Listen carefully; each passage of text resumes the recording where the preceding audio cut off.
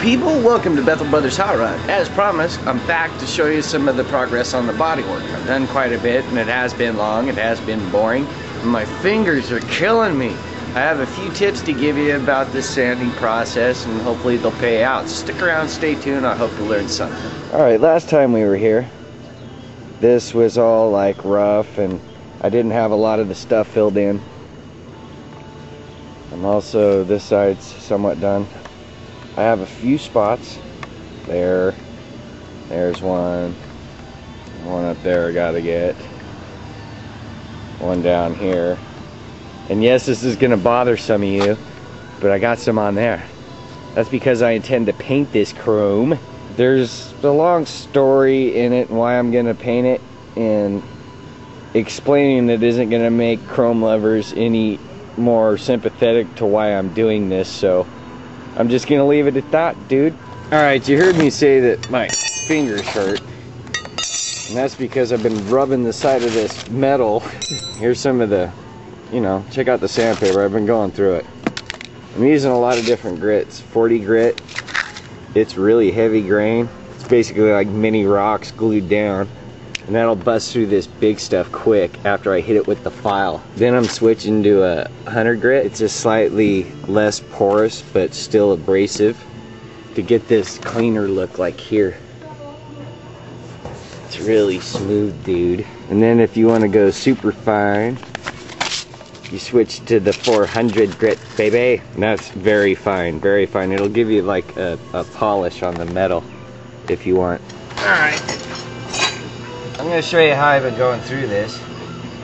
Big, nasty edge. I hit it with the file. I'm not really worried if I hit the metal, but the file helps it plane. So even if it drags on the metal, it's no big deal. As long as it isn't like Friday the 13th Jason series, you know what I mean. Be easy on it. Don't be smacking it real hard. It's not your blow-up doll. Easy. Fourth day I've been doing this. I've heard a lot of people complain about doing this type of stuff, the bodywork. It's long, it's arduous, it's complicated, detail oriented. It's one of my favorite parts of resto work is doing the body work, because when you're doing the body work, you're that close to perfection, man.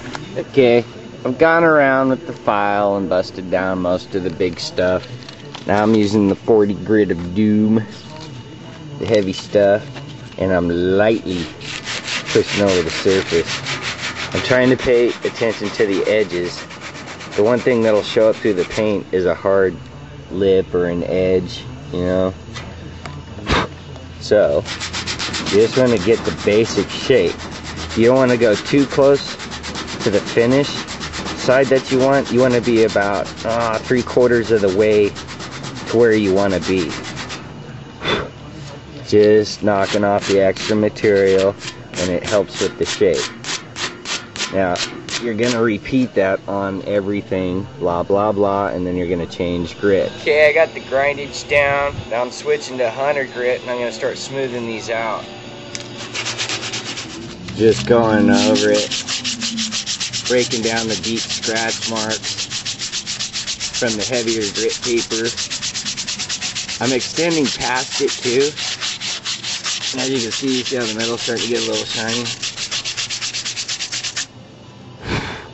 And it gets rid of all that hard edge stuff, makes it all smooth. There's some guys that will tell you you only want to go one direction when you're sanding, but you know what? Whatever works is good, dude.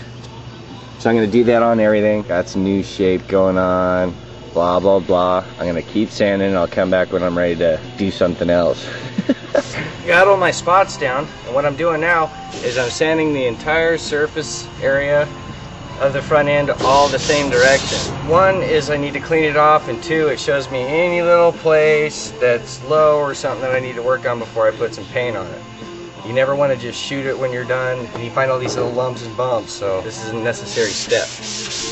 Okay kids, got it all sanded down. It's beautiful. I got it right where I want it. I'm happy, I'm happy. Yep. This side's all done. You know what, I feel like I owe you a little bit of an explanation while the compressor's charging. What you can't see on here is all this chrome stuff. See that little defect when I sanded? There ever were. There's some more. And there was some really deep scratches, dude. So that's why I bondoed it. I wouldn't want to have to paint it and then somebody walk up to it and see all this nice bodywork in this really scratched up POS grill. So that's why it's getting painted. I'm gonna go fill up the gun and shoot a coat or two.